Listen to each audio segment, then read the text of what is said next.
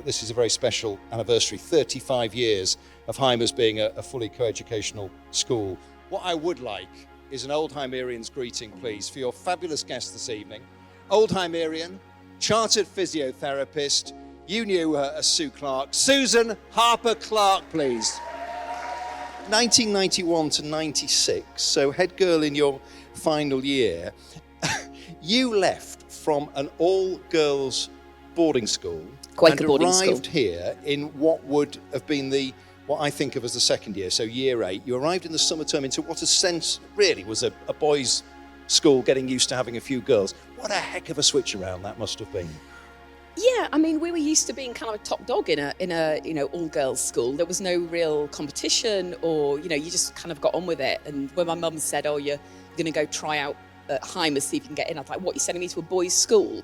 And she said, "No, it's just going co-ed." And at the time, it was halfway through year 2, so it wasn't really the normal time for me to kind of like start. So yeah, it was a little bit kind of daunting to kind of like go in like summer term of year 8, knowing that all friendship groups had already been made, and I was going to this kind of this recently just gone co-ed school. So yeah, it was quite daunting, but it was I looked on it as a bit of a challenge. So here you arrive in this school that is in theory co-ed, but of course because of the way the numbers are working through is probably certainly at the beginning anything but.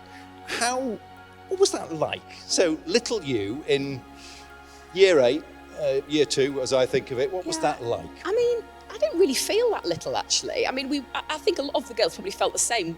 We had some strong female teachers. We had like Mary Chorlton, we had Mrs. Wright Geography, who isn't here anymore. We had so many, Miss Thomas, Mrs. O'Sullivan. There was some pretty kick-ass kind of female teachers. Like we had some good role models that that we could kind of like look up to. They didn't definitely put us in as second-class citizens, so we never felt like it. Your journey, Hymers' journey as well, and you're sitting here on this stage.